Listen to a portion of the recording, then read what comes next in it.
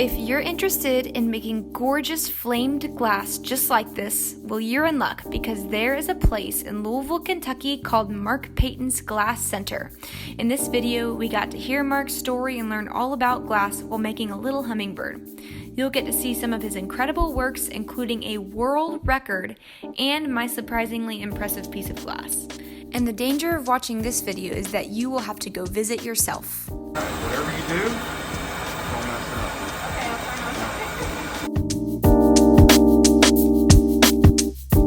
All right, here we go.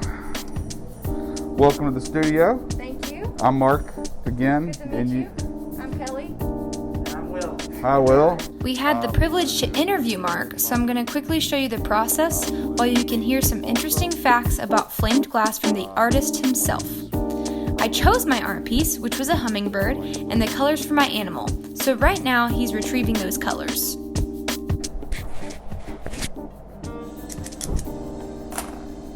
Sorry, I meant to tell you I was lighting the torch. I tell the little kids when they come in here, I say, roll it like a booger. All right? If you look over your glasses, you'll see why we're wearing them. Now, those aren't just for good looks. They're special glasses while we're behind the window. All right. So how did you get into flamed glass? When I was in school, basically didn't know what I wanted to do. I started out in pre-med. The thing was that I would go to the library to study, and that's where I would go into the art section because the artist in me kept wanting to come out. And I knew I was kind of on a wrong path in school. I would go to the library and study, and I would procrastinate and go to the art section. And that's where I found the book. I opened the book up, I just pulled it off the shelf. I'm like, what's this?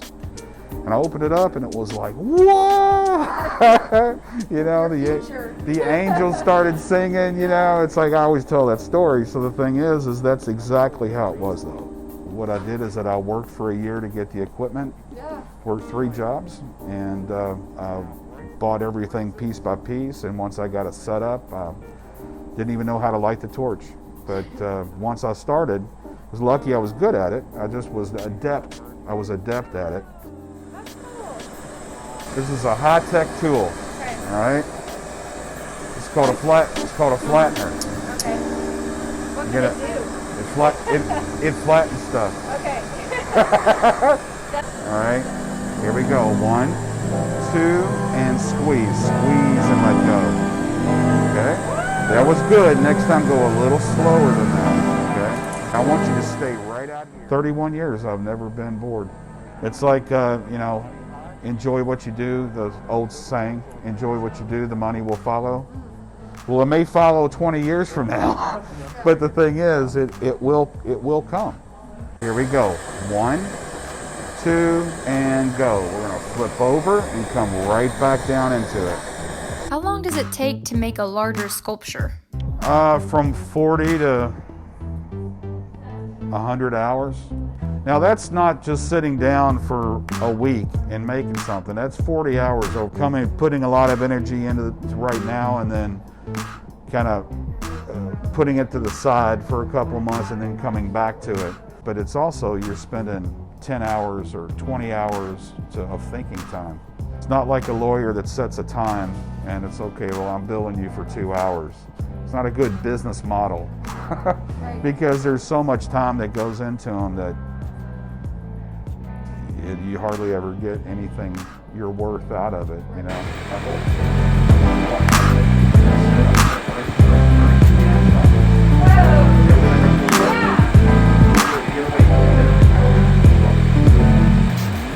It's even cooler in reverse.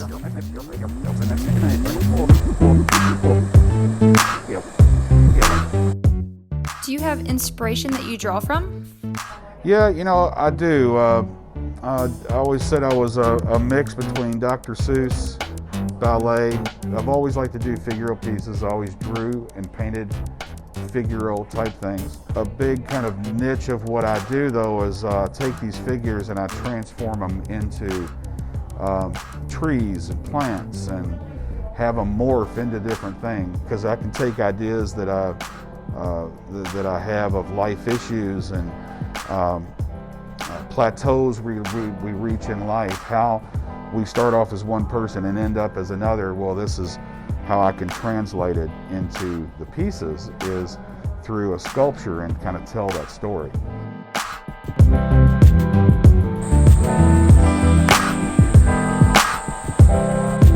Don't touch up.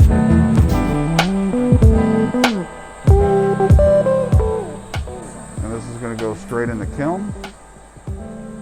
What does the kiln do? The kiln de-stresses the glass. In just regular terms, we look at glass as a liquid. What it is that we're right below the freezing temperature of glass, which is 1250 degrees. Right below the freezing temperature of the glass is where we keep the kiln. So it's the hottest the glass can get before it starts to bend. That's the annealing temperature. The process of annealing is freeing up those molecules. At a certain temperature, they'll free up and they'll realign with each other into like a chain link. And then we'll slowly, programmatically bring it down to room temperature. Didn't you make the world's largest something? World's largest borosilicate fish sculpture, yeah. What are some of the pieces you're working on currently? When I'm making this is a very thick piece of glass, especially in flame working standards. That's really thick. Did you model it after your I guess so. I got throwing my hand up. So here's a piece I'm working on. The figure is finished. The tree skeleton is made, and now I'm going to go in and put on my secondary branches. I'm working on another sculpture that's going to be really cool. This piece is going to be a huge pod that comes out, and she's going to be centered inside of this. And what I call this piece is calm in chaos. So it's all about how, we can have a lot of things going on in our life, and if we don't sit back and keep control of the craziness, we'll lose ourselves and it'll control us. A piece like that cost? Gosh, depends on how big it is. This pieces are going to be probably around 6,000. Wow. One that I have that is made now is in the corner. That's the one. That big one? Yeah, yeah. Okay. And that's called Energize Me. And the egg represents an idea. And what we do every day, we come up with ideas, but if we don't do anything with that idea, it's nothing. All right, so we have to energize that idea. We might start off with one idea, transforms into another, but we grow that idea until it becomes something. Do you ever get tired of it? The answer is no. Don't ever get bored. I may get in a rut, but what you do is you just stay positive with everything, and everything eventually comes around. If this video was helpful for you and you want to see more like it, clicking that like button and subscribe button enables us to do more of this kind of stuff. If you're interested in seeing some other cool pieces that he has, visit his website at PaytonGlassCenter.com, and you can see all kinds of cool stuff and get information on how you can go visit yourself. So what did you think? That was so cool, and I didn't even get to do it. Yeah, it was definitely, I will say, very neat to actually do it because you're playing with glass. You're like bending glass. You're just like, this is glass! Yeah. That's crazy. He was so nice too. He's starting a YouTube channel, and so he's got all this new equipment, and so Check it out. He was when showing it comes us out. some of the equipment he has and was like letting us use it. So like a lot of the shots were filmed on his equipment. I can't wait to try it myself. So we're gonna have to come back One sometime of these days we're gonna try and it. get the tour. The tour. Mm-hmm.